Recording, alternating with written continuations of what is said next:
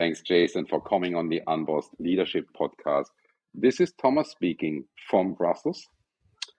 Uh, myself, I am mostly known here in Europe, at least, as the ex-CEO of a sugar producing company, a Belgian-French sugar producing company, which produced out of sugar beets sugar.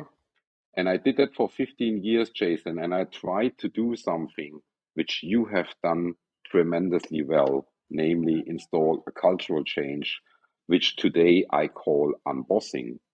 And we call it the way from command and control leadership towards a leadership style which we call inspire, coach, and trust. And the whole transformation as such, we call that an unbossing journey. So this is Thomas, and this is Deborah, and Deborah is based in Ghana. Deborah, please introduce yourself. Yeah. Hi, Jason. I'm Deborah, and I'm in Ghana, Africa, West Africa mainly. And what I do aside from working with the Unbossing company is that I have a startup for it's a human resource startup, and I work with small businesses or startups. There's a lot of um, startup growth on the continent now, so we have a lot of tech startups, but most of them start knowing what they want to build and but with very little leadership skills, right? So my company helps them to define their people processes and also define and design cultures that ensure that their people excel so that the startups can also survive and do well. So I've been working with Thomas and on the Unbossing company, helping on the culture side, and I'm really excited to be on this call today. Oh, that's fantastic. That's awesome. Congratulations. It sounds like you got a lot of work in front of you. That you can say, Jason. Thanks for that. Now, Jason, Yes. yeah. Now, Jason, everybody in the USA knows who Jason Lippert is. No. Either because they are RV enthusiasts or because they are enthusiasts in leadership, or even both. Now, we also have lots of listeners from Europe, from Africa, and Asia. Would you please shortly introduce yourself and your company, Jason? Yeah, thanks. And thanks for having me on the show. I'm really happy to be here. I've been with our company for almost 30 years. I've not ever worked for another company. We started pretty small as a small family business. And my grandpa actually started in the mid 50s. Grew the business up in the family over the first 30 years of the business. My dad got involved, and shortly I got involved. He sold the business to a publicly held company. So we've been publicly traded since 1997. When I came to the business, I kind of steered the company. They let me mess around in the RV business and try some things there and take some of our core disciplines and manufacturing capabilities and apply them to a different industry, and it took off. We got lucky, and then we've since diversified, away from RV into housing and building products and transportation and marine, and then ultimately Europe and some aftermarkets around our core businesses. So, that kind of takes us to 2023, where we're $5 billion in revenues and 15,000 team members strong across the world. We've got about 140 different sites, locations where we build and manufacture products. I mean, that's what we do, is manufacture components for all of these vehicles. So that's in short who we are and what we do. Thanks, Jason. I repeat, we talk about $5.5 billion in yearly sales. We talk about around 15,000 people, and we talk about 140 sites around the globe. Is that correct? Yeah. This is awesome. It is pretty awesome. This is just awesome. Now, Yeah. Deborah, we have discussed amongst us up front our questions to Jason. It's obviously around this cultural transformation, And please go Mhm. ahead, Deborah. Absolutely. And I see the company was doing well, right? And obviously had such a great team. And I'm wondering what triggered this whole transformation journey for you. At what point did you realize that, oh no, we need to actually start something like this and build a culture that's would put our people first, essentially? Yeah, so it was probably 15 years or so into my journey with the company. And, when I came to the company, I put my head down and just tried to outwork everybody. That was, that's how I tried to win was, outwork our competition and set a good work ethic precedent for all of our people and bring good people along for the journey. And, as a result, in finding some of the right opportunities, we grew from 100 million to, about $1 billion over the course of that 15-year period. And, it just got tiring for me. I think like a lot of people, after they've been working for 15 years, it's like, it's like, is it just about more business and more revenues and more higher stock price and more people and more divisions and more customers? I really was soul searching and having a lot of conversations with God at the time, and really was trying to connect through faith, like what's God, what's my purpose? And I eventually shortly thereafter got connected with a gentleman by the name of Bob Chapman, who's really, world famous for changing culture in a large organization. He's a privately held business that manufactures equipment all over the world and has, he's done over 75 acquisitions like we have, billions in revenues, Mhm. tens of thousands of people. But he had done it. He had changed his culture. By the time I met him, he had done it 10 years prior. So I really just soaked up the opportunity to meet and learn from Bob on what he had done with his company. He wrote a book. So if you read his book, Everybody Matters, and you listen to his world famous TED Talk, Truly Human Leadership, which has had millions of views. He's done a lot with Simon Sinek and a lot of, conversations around the globe and universities around what culture and, taking care of people looks like in organizations, what it should look Mhm. like. That's where I really learned, and the light bulb turned on, was having a lot of conversations with Bob. Now I have to chime in Go ahead. shortly, Jason. When you came with that idea, so this is a family-owned or still partly family-owned business. Is that correct? No, we sold the family sold to a public company in 1997. So Yeah, 3 years after I was with the company, the company became public. yeah. What I wanted to ask, I guess, is how did your stakeholders, how did your colleagues in management react when you first came to them and said, "Listen, I stood up this morning and I really had the realization this is what we have to do." What was their reaction, Jason? Yeah, that's a really great question. I think anytime you change how businesses have traditionally done business, it raises a lot of eyebrows. But you know, and that's why I think it needs to come from top leadership when people develop culture changes, because then everybody, you know, if the leaders got respect and um, they've got hold of and they're leading pretty well, people will come along and see how it turns out. So yeah, I think I got a lot of, people raise their eyebrows, but people also said, well, why shouldn't we really lead with core values, and shouldn't we strive to have, leadership development and just better leader qualities around the business, and why shouldn't we do a lot of these things? Our people deserve it.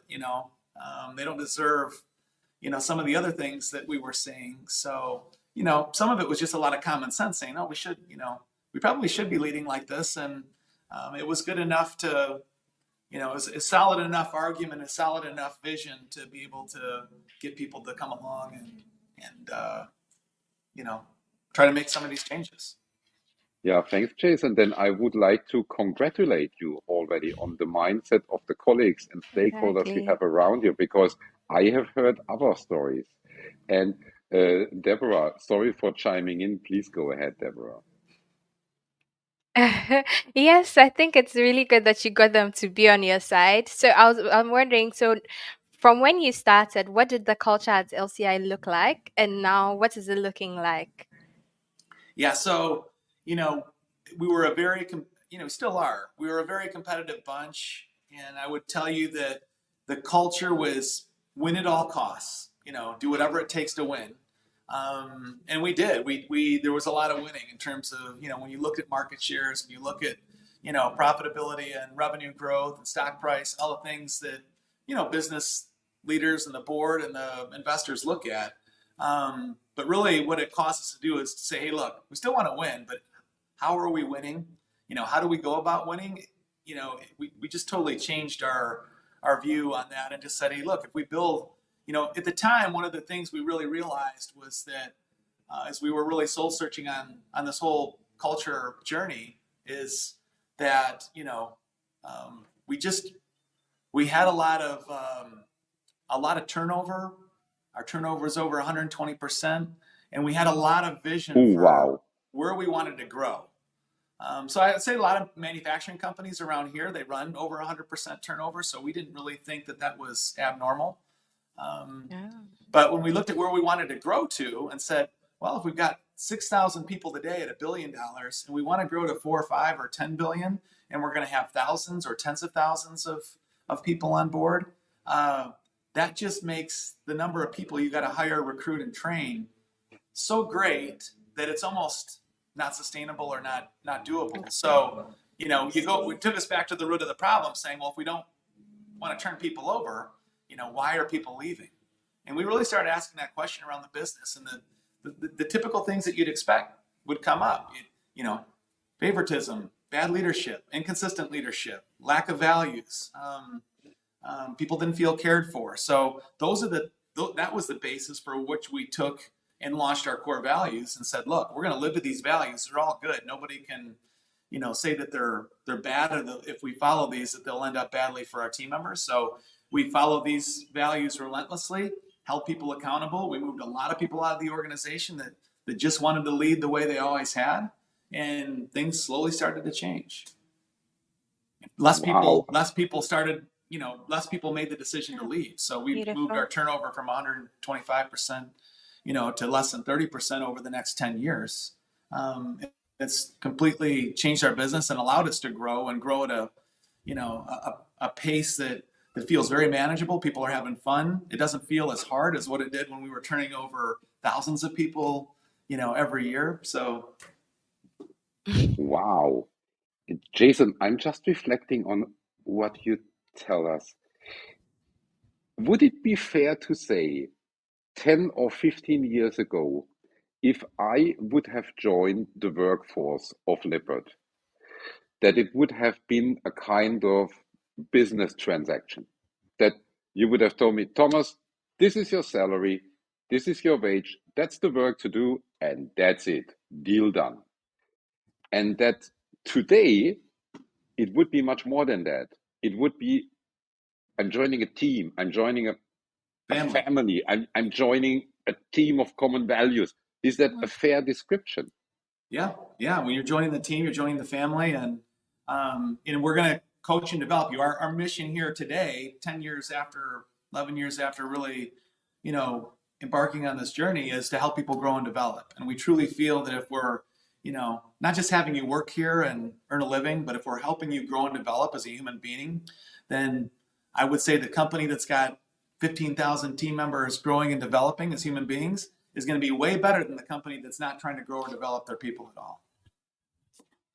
Nobody would argue with that, right? So if nobody would argue that, why not put resources toward helping people grow and develop as human beings? Because it helps their team members, it helps the business, it helps their families.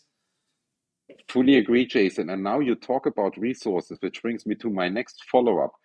Did you institutionalize that in a department, a function, or did you say, come on, people, we as management, we just have to do it ourselves? How could you describe it? Is there a special function for that today? Yeah. So I think that was one of the epiphanies early on that we had. You guys both run businesses or run a business. Running a business is hard. Everybody's taxed. To make culture your responsibility or my responsibility or HR's responsibility. It's not a doable task. Is everybody responsible for culture and doing their part? Yes. But who's responsible for making sure that culture lives and breathes in every area of the organization all the time, and it's done relentlessly and consistently?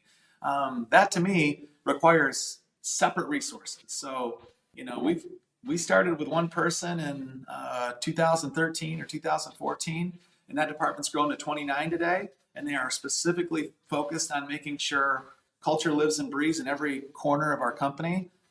And that when people have questions about leadership development, there's resources there. When people have questions about personal development, the resources are there. People have questions about health and wellness or philanthropy, community impact. We have teams of people that are ready and willing to assist any human being in the company that needs a resource there. And it's not, they don't have to wait for HR to get time to, help out. This is HR to awesome. me is busier than any other, one of the busiest functions in the business, especially with all the challenges and social challenges and, all the challenges we have today that we didn't have 10 years ago. Their plates are full. We can't just throw culture on their plate and say, hey, handle that too. It's just not going to work out. Yeah. But Jason, again, sorry, Deborah, for again following up, but that is really crucial for me. That means every leader, if I am a team leader at a Lippert site somewhere in the US, somewhere else, I have a team of, I say, 15 people, 16 people. That would mean that I would have been trained in Lippert values, in Lippert leadership style. Is that correct? That's correct. That's correct. It's not enough to just put your values on the wall or put our leader qualities on the wall or put our mission on the wall. You need to sit down with the team members and peel back every layer of every one of those values, because there's so much packed into each and every value that, don't just assume that the team members will see it on the wall and absorb it. Teach it to them. Explain how that applies to what they do in work and how it applies to the teams that they're around or the teams that they lead. And, it's a learning process. You can't learn from just seeing it on the wall, but that's what most companies do. I fully agree with you, and I'm still in awe of the investments you have done. We talk about almost 30 people, and that is on top of a classical HR department, if I understand correctly. That's correct.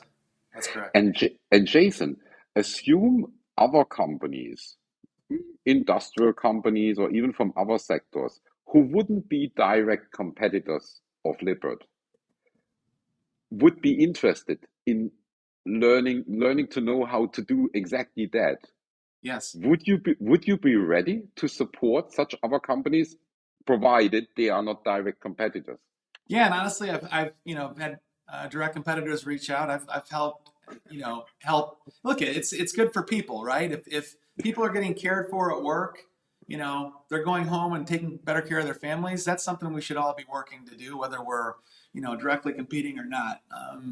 We want this whole ripple to happen faster, not slower. So the more companies that are in, the better. But absolutely, I probably hit two people a week through LinkedIn that reach out and say, hey, we see what you're doing. Your culture, is different. It's having impact. Your people are talking about the company, which is really the telltale of whether culture is working or not.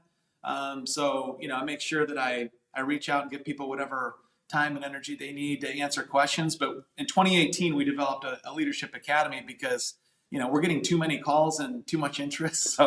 So we dedicated a couple people to just focus on, helping companies that, are outside our industry, the people that find us through social, that hear about things. These stories ripple fast. When you've got a company that's doing great things and helping the community and focus on helping the community and helping their team members help their families and, just be more successful, and thriving. Those words travel fast, and people have found us, and we've got resources to help people that way. So all people have to do is reach out. They can find the academy, or they can find me on LinkedIn, and we'll direct them to resources that'll help them at least start their culture journey. Because a lot of people just need business leaders. They just need to know where to start. They need to know how to start. Yeah. And it's really, once you get people going and they see the light bulb turns on, the light bulb doesn't turn back off. You just got to Wonderfully help said. turn it on.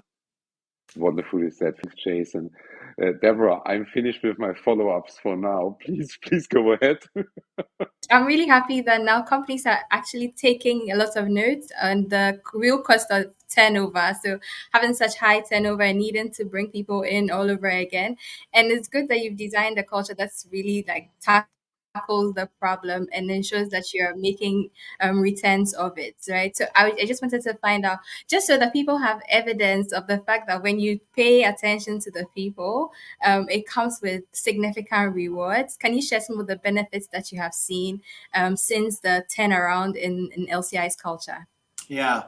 Yeah. So the way I look at it is the retention alone and the massive drop in turnover. Just think about the resources that aren't required to go, again, if you were just to pull the 120% forward to today's Lippert work population of 15,000 people, you're talking about that would mean we would need to hire 125,000. I'm sorry, we'd have to hire 25,000 people roughly to continue to grow and develop our business a year, only to watch those people leave within 12 months and then do the hiring and training and recruiting process all over again. And that just, it's not sustainable, like I said earlier. So, I would tell you that part of the benefit is we wouldn't have been able to grow the last few $1 billion probably. So I don't know how you put a price on that. All the training and recruiting that we don't have to incur because people are just staying.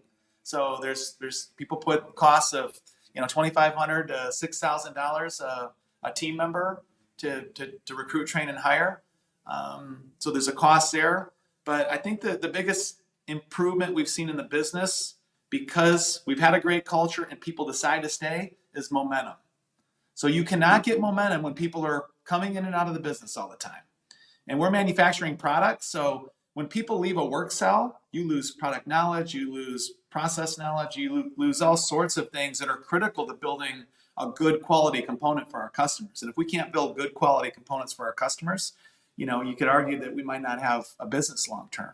So the momentum we get in manufacturing because people are staying over the long term, improves efficiency, it improves safety, it improves quality, it improves innovation. Those four things are like the foundation to having a good business. So if you don't have efficiency, you don't have profitability. If you don't have profitability, you don't have a business. If you don't have, people that understand the safety in the safe and work environments, because, hey, I've only been here for 5 minutes and, I don't really know the environment, and, we lift and weld and have heavy steel products around. So if you're not watching what you're doing, you could get into an accident. It could cost you harm and money. It could cost the company harm and money. So if you're around the work environment for 6 years, chances are you probably know the work environment pretty well. You know the work hazards. You know how to stay safe and how to keep your team members safe.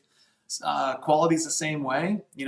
Nobody would argue that the team member that's been on the job for 10 minutes or 10 days doesn't know the quality protocol as well as somebody that's been on the job for 3 or 5 or 7 years. So, we're answering all these questions ourselves. It's like retention's the key, but how do you retain people and keep their passion and energy into, hey, I want to come back to work here? Well, it's how we treat people. If we treat people really well and we have a good culture and values and people walk away every day saying, you know what, this is the best company I've ever worked for. The leadership is fair. The leadership is kind and caring. They're, they demand high work performance, but, they care about me. They're not rude to me, or, I go home feeling good and, I have a good life at home because I'm leaving workplace in a good spot and entering my home place in a good spot. And that's just a perpetual good both ways. So I think that there's a lot of business benefit, a lot of people benefits. There's a lot of benefits for all the stakeholders involved when, I liken it to community impact too. We do 100,000 hours of community service every year through our team members. We give a lot of money, but, the impact is when people are out there serving. So we do about 125,000 hours a year through our people. And I would argue that if people are coming in and out the door every week and it's a revolving door and, nobody's familiar with how do you get them rallied around, service initiatives and things like that if turnover's through the roof? You can't do it. No. So I think that there's all sorts of benefits to all the stakeholders when we keep turnover down, but you can't keep turnover down unless you've got great leadership and great culture. Fully agree. And Jason, I can confirm that also from the sugar industry, losing people and having to rehire and having to retrain, including the safety precautions, it's a tremendous cost. Yeah. And you just mentioned performance, Jason. I'm now curious. When people do not perform as they would wish, or as you would wish them to perform, are you dealing with these people differently today than it would have been the case 15 years ago, and how? Yeah, so I'd say 15 years ago, if you couldn't keep up, we'd just leave you in the dust. We'd keep running and we'd find somebody else to do the job.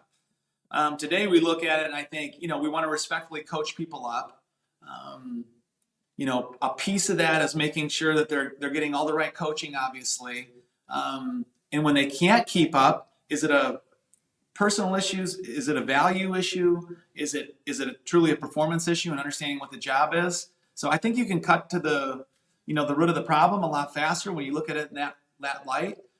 If your performance is not doing well, is it because you're not showing up to work? Is it because your values aren't there and you're not treating people or leading people well? Those things will get you in trouble fast, right? So we might respectfully show you the door and help you find another job if we've got things like culture problems, values problems, attendance problems, things like that.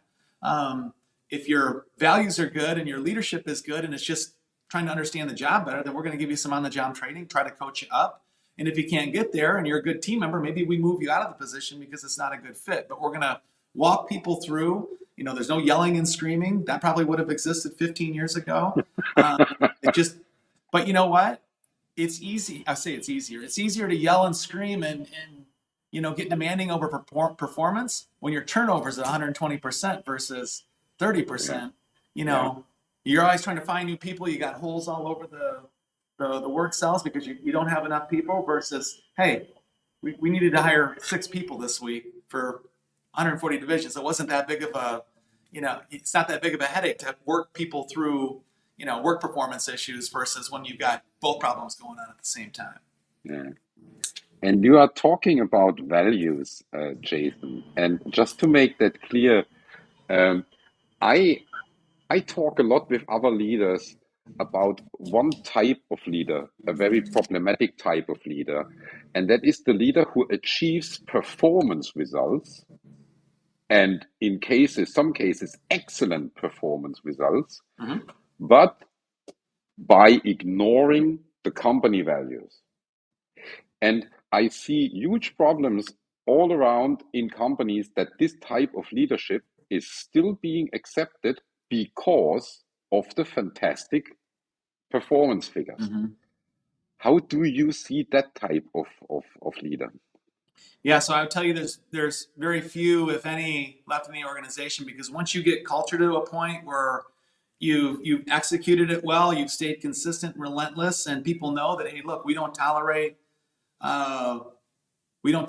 any non-conformance to values or our culture just because of performance. People are not afraid to raise their hand because they know we're not going to get mad or get upset.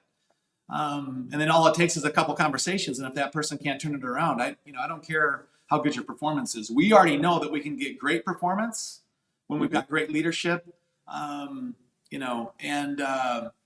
great adherence to our values and our culture. We know that we'll have great performance. So, I would say early on when we first started the culture journey, we had people that were achieving great performance regardless of the situation in bad culture. But because we've moved a lot of that out of the organization, it sticks out like sore thumbs, and it's actually, it detracts from performance and momentum because it's a distraction. People notice when somebody's acting poorly and not adhering to our values and promoting the culture. I would argue that today it's probably harder to get good results because those people are frustrated because we're like, hey, look, coaching's part of your weekly training. I mean, that's just going to happen. And a lot of those high performers that like to put their heads down and do it all themselves, they don't like the coaching. Right?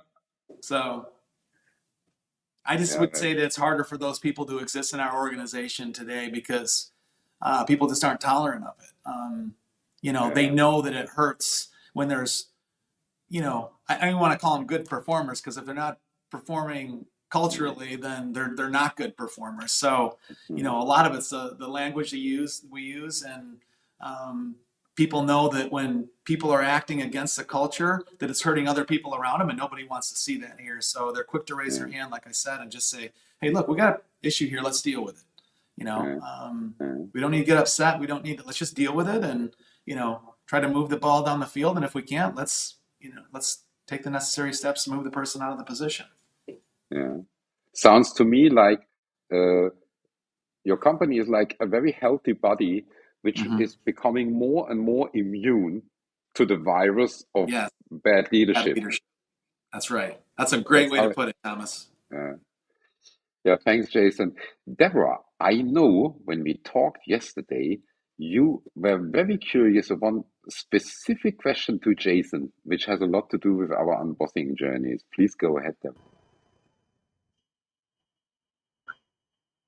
Yes. So I think when I was listening to Jason speak about how they went about the transformation in other conversations, actually, and he mentioned how he's an 80-20 guy. So he trained his leaders and then they were expected to pass it on to the rest of the team, the kind of values that had been developed for LCI. And I was really interested because at the Unbossed company, we talk a lot about freedom and autonomy. So, giving leaders the autonomy to, yes, even when they have the purpose in mind, they are able to have the freedom to execute things in the way that they feel would be best for their team and for their customers.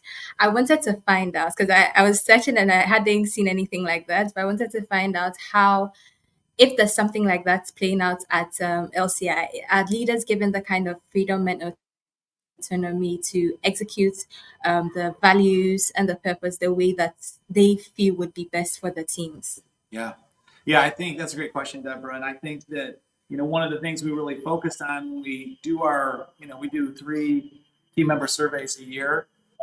That's probably 3 more than most companies. But one of the feedbacks that we get typically is they're controlling leaders that like control. The people that are underneath that leader, they don't like that. So, and that's just a good trait of a good leader is, hey, look, your job is to coach, not to control. So, coach our team up on the values, coach them up on their own personal and professional development plans, coach them up on processes. Just be a good coach. And if you're too controlling, that's going to stand out, in some of the surveys. It's going to stand out with just the freedom people have to raise their hand because, just people getting upset because of, somebody might be complaining because of the way they lead. It's just not tolerated. So people do speak freely, and we have less of that. I would tell you that absolutely our people feel the freedom to be able to do their jobs and be creative and innovative. That's what really makes a leader great is, being allowed to innovate and create whatever the job is. It might be a manufacturing job, it might be an accounting function or HR or something like that. But when people have the freedom and autonomy to be creative, that's when the magic happens. So I think that's just part of a good leadership development program and promoting the right leaders, that are less controlling or not controlling versus, the opposite. Yeah, thank you so much, Jason. It's obviously music to our ears because, as Deborah already said, in our unbossing journeys, this is a huge part of the story. And Jason, I always ask that at the end of podcasts, and the question goes like that. Imagine I'm a German industrial manufacturer. I'm the CEO of a company of, let's say, 2,000 or 3,000 people. I listen to this podcast, Jason, and I'm so inspired, and I'm genuinely inspired by what you said and what you did. And I now want to go on a similar journey with my team, Jason. What is, in your point of view, the single biggest mistake I could do despite all my good and genuinely good intentions? Yeah, I would say, first and foremost, find somebody that's been on the journey that can give you some good advice. I mean, I think that that's really important. It's really was the difference maker for us. You have to be willing. It's going to be you know, look at it as a never ending journey. Don't look and try to put finish lines and gates up where, hey, look, we got to do this in a year. We got to do that in 2 years. It's a never ending journey. All I can tell you is it just gets better every year if everybody's focused on it. And then next, one thing that pops to mind is just you're going to have to get some people off the bus that don't want to go on the journey. They're going to make the journey harder. And it's not time for everybody to go on this journey, or it's not going to be time. It's not going to be the right time for certain people. And I will tell you that waiting years and years and years for people to come around will just slow your progress down. It'll make the journey more frustrating. So it's going to require a lot of hard decisions. The more people you have, the more tough decisions there's going to be, because some people are not going to be able to come on the bus for the ride. Jason, that sounds like there were cases where you are saying now, retrospectively, today you wouldn't wait so long anymore. Is that the fair way to say? Absolutely. Absolutely. You got to be respectful. Assume that they just don't have the coaching or they haven't gotten the message yet. But once you've spent some ample time doing that coaching and making sure the message is there and you're not seeing results, I wouldn't wait. Because, like I said, when you have bad leadership or difficult leaders that are pushing against the culture movement or the culture journey, they're going to drive your best people out of the organization. And that to me, that's a non-negotiable. I don't want the best people out of my organization. So, in the first, and when you remove people from the organization that are hurting people or working against the culture, you have the multitude standing up and applauding, saying, okay, I believe in this leadership. I believe in this culture because they're doing what they say they're going to do. They say they're not going to tolerate bad leaders and bad people opposing the culture. And we're watching them move people out of the company that are acting that way. And it's hard. We got 15,000 human beings here. We are not perfect, but Yeah. you create a foundation that's strong enough to withstand a lot of the winds and the rain and the storms. That's, it can stand on its own and those people will stand out. Then it's up to the leadership to do something about it. But if you're just starting out, it's going to take a while to get that foundation built so that those things do stick out. But in the short term, I would say the top level leaders need to almost micromanage. Okay, how's everybody feeling? Do multiple surveys. That's really, really important. If you don't listen to your people and it might not always come through for a survey. It might require one-on-ones. It might require the Yeah. CEO or the president going to the front lines of the business like I do every week. You and do that, yeah? Mhm. just listen. Just ask them for their opinions and ask them what they think. Where can we be better? And they will tell you. And then once you do something about that, man, they just feel more emboldened to stay with the company over the long term because they're like, I've worked at 6 companies before. No company has ever put a CEO to the front line. I've never talked to the owner or leader of the business. I've never given my opinion in a company and felt like I'm going to not lose my job for giving a tough criticism or tough opinion. And then, by the way, the leadership took that opinion and did something about it. And man, life is better for all of us because they made that change and we're feeling better. It's like, those are the things leaders need to do. And another follow-up, Jason, because you were just saying you watch culture like a hawk. Is that correct? Absolutely. I'm once a week, I'm in the front lines of our business at a facility. And generally 25 to 60 people, and they're all our frontline leaders, or men and women that are leading people on the front lines, making parts for our business. That's where 96% of our team members is on the front lines of our business, making parts. Yes. So that's Yes. where we need to get leadership right in a manufacturing company. So Yes. absolutely, I'm